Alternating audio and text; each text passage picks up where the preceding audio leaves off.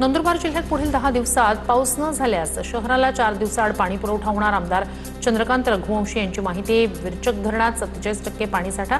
मात्र गाळामुळे वापरयोग्य पाणी कमी. गरज पडल्यास शेतीसाठीचं पाणी बंद करण्याचे संकेत. भंडारा शहराचा पाणी पुरवठा आज आणि उद्या पूर्णपणे बंद. जलशुद्धीकरण केंद्राच्या साफसफाईमुळे प्रशासनाचा निर्णय. पाणी जपून वापरण्याचं नागरिकांना आवाहन.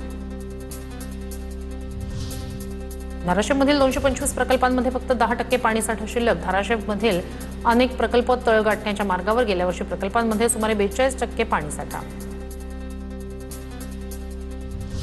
कोल्हापूरमधील अंबाबाई मंदिरातील जतन संवर्धनाच्या कामामुळे गळती. सामाजिक कार्यकर्त्यांचा आरोप. देवस्थान समितीनं मात्र काम योग्य पद्धतीनं सुरू असल्याचं सांगत पडद्यामधून पाणी आल्याची शक्यता तपासणार असल्याचं केलं स्पष्ट. बुलढाण्यातील गुंजाळा पाझर तलावाच्या भिंतीला साळींदरानं मोठे खड्डे पाडल्यानं तलाव फुटण्याची भीती व्यक्त. शेतकऱ्यांकडून तातडीच्या दुरुस्तीची मागणी. यवतमाळच्या उमरखेड तालुक्यात पत्नी सासरी येत नसल्यानं तरुणानं मोबाईल टॉवरवर चढून केलं आंदोलन. पोलिसांनी मध्यस्थी करत पत्नीशी संपर्क साधला. त्यानंतर तरुण सुखरूप खाली उतरला. गडचिरोली जिल्ह्यात शेतीसाठी युरिया आणि डीएपी खताची कमतरता. पवारांच्या राष्ट्रवादीचं जिल्हा कृषी अधीक्षक कार्यालयासमोर निदर्शन. अधिकाऱ्यांना चष्मा भेट देत आंदोलन.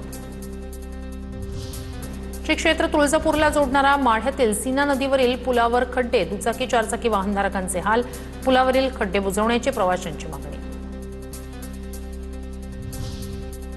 भंडाऱ्यात अवैध प्रवासी वाहतुकीविरोधात एसटी प्रशासन आणि आरटीओची कारवाई. नियम मोडणाऱ्या 110 वाहनांवर दंडात्मक कारवाई. सुमारे 2,75,000 दंड वसूल.